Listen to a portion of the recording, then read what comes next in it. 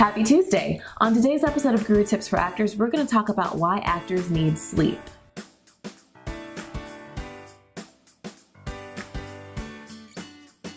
Hello there, I'm Adria Coleman, founder of Acting Resource Guru, and I am here today with a very special guest. Her name is Paula Pister, and she's a yoga, health, and lifestyle coach who is also an intermittent actress for the last, 30 years? Yeah, basically. Just 3 decades, that's all. Just a little bit of experience. And she's going to share some of her wisdom with us for the next few weeks. I'm really excited to have you. Yeah, I'm really excited too. I love how this sort of all came together. Yeah, me too. And it's so necessary, right? Totally. Yes. Yeah. Yes. A lot of what I do too is based in Ayurveda, and when I coach people, it's really all around like our daily habits and how we are our habits and how our habits become us and how we are malleable and we can change them to really get the results that we want on a daily basis and in our lives. Yeah. I love that. I love the idea of being able to change. Yeah. And so today we're going to talk about sleep, which is one of my favorite things, but something that I probably don't get enough of. I don't think a lot of us do.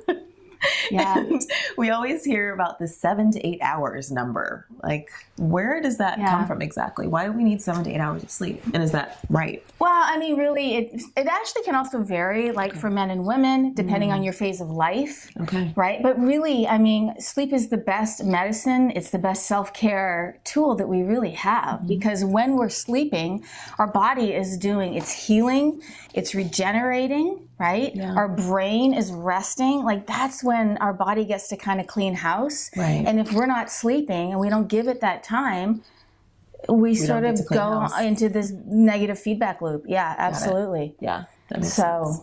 And it's not just necessarily always the time, like the amount of hours that we have, but it's the quality of our sleep. That makes sense. Right? Just because you're in your room and your head's on the pillow, if you're waking up every hour, you're not getting a good quality sleep. That's awful. Yeah. I've always slept pretty well. I've heard some things about actually Ayurveda and how it relates to the times of night and when we get the most restorative sleep. Yeah. Can you talk more about that? Yeah.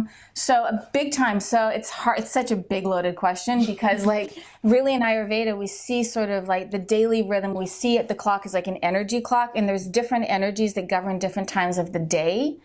And that are also governed by different elements, right? So the time that we get the best quality sleep is between 10 and 2, like 10 p.m. and 2 a.m. in the morning. Yeah, right? This is when a lot of us are like, oh, kids are in acting class. Or in acting class, on set, networking, getting stuff, can I swear? Getting stuff done, right? And really it's sort of like, if you've ever heard of that like being a night owl. Yes, I am a night owl. Yeah. It's really and a lot of this, I hate to tell you, but like nobody is naturally a night owl. Interesting. We've been trained into it. Okay. So for instance, if you grew up in a family like where your parents didn't disregarded those evening signals that our body is always telling us, like it's like we start to yawn, we start to get tired, and what do we do instead? We drink tea, we have a glass of wine, we eat sugar to wind ourselves back up. Or even worse now, in what we're doing, you know, the culture and the time we live in, we're on a screen, right? So our cortisol is like through the roof, and that's what we need during the day. Right. So a lot of us, it's really about kind of looking at how,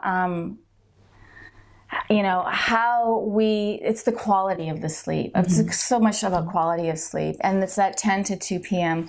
And that's also when in the body, our energy is actually fired up because we're digesting. Well, hopefully we're not digesting. Hopefully we've done that before we go to sleep. Okay. So this is where we also wind it back to wanting to have an earlier, lighter dinner. So we're not going to bed with a full stomach. We're going to talk about that. Yeah. But that's when the bile, that's when our enzymes, that's when things are actually more fired up, like that Agni, which is that belly fire, and what's happening, like there's this burning, this element that also governs this time of the day is fire. So that's when when we're cleaning house. That's when things are being, all the regeneration is happening. That's when all that activity is happening. Right. So if I am a night owl, what do I do? How do I turn more into, what's the term? A morning dove? I love that. I want to be a morning dove. Well, first is to have the intention and understand why. Because also when we get up in the morning, that time of the day is a Vata energy in Ayurveda. And so the energy that that governs that is it's air, it's ether, it's space, right? And so what's happening in this time is our consciousness is the most expansive. This is the time of the day, like the yogis of yore, like you see any, even nowadays when you listen to Steve Jobs, Oprah Winfrey, Warren Buffett, these guys all have dialed in a morning routine, which also usually includes a meditation practice before the sun comes up. Totally. Right. So we want to be able to tap into that time of the day. So ideally, if we're going to bed before 10, our body naturally wants to wake up with the sun. Right. Right. So when we're aligning with the daily rhythms, which we're so out of sync with because of technology, because of electricity, because of being overscheduled and overwhelmed and burning the candle on both ends, we're not in alignment with the natural rhythm. Right. Like if you go camping, without a power, something to plug power things into, you're done. You're tired when the sun goes down. True. You wake up when the sun wakes up. That's our natural. And it feels really good. Yeah. Right. Yeah. So you asked me, like, how do you do it? Tiny little steps. Like try to dial bedtime back by 15 minutes, 5 days a week, 3 days a week, and then try to dial in waking up. Set your alarm 15 minutes earlier, just tiny little steps. We call them Kaizen steps. Okay. There's just sort of a term that was kind of came like, it's like based on a Japanese business model. Okay. And the whole idea is that everyone in like a massive corporation, from the top corporate head of the totem pole to the janitor, can improve 1% every day in the direction of their goals. I love that. Right? Yeah.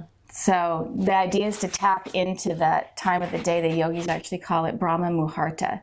Okay. And that's when consciousness is the most expansive, when you actually have the opportunity to create and to create who you want to be, to create ourselves. Right. Like, you know what it's like when you hit the ground, like you roll out of bed after. And it's like you're in kapha. You're in the other energy time of the day is this kapha. And it's heavy, it's dense, it's weighty, it's water.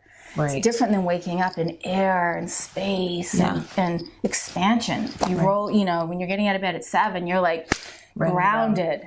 Where's the coffee? Right? Which kind of segues nicely into my next question, which is, of course, sleep is great for everyone. We're humans. Of course, it's great for actors. Actors are human, right? Yeah. But how is it particularly important to us? And I think it has to do with what you just talked about. We really need to have access to that energy level in order to be creative, in order to do what we need to do as actors every day. Yeah. And this business too, it's so unpredictable. Exactly. Right? So much of it is that we have to kind of create our own schedule. We don't have to necessarily clock in. And many people are working 2 different jobs. Yes. Right? So there are 2 different schedules. So, if you want to walk into your auditions feeling spaced out, feeling like your feet are floating, like you can't even, you're not grounded, like that's not, we've all done that. We know what it's like when you go to bed too late. Maybe you've had a couple drinks, or you wake up, or you're over caffeinated, right? You haven't really dialed in a good routine to help you literally walk into the room, own your space, do the work, and walk out, because you have a life. Right. Right? And you know that you've also taken care of your own needs. Exactly. You're not walking in saying, you take care of me. Yeah, exactly. Yeah. So awesome. Well, I know you have a gift for those viewers out there watching. So why don't you share with them how to learn more about you and get some tips from you or anything else you want to share? Yeah, well, just if it's all on my website, which I'm so excited because I just finally got it done. Yay. It's called mindbodybright.com.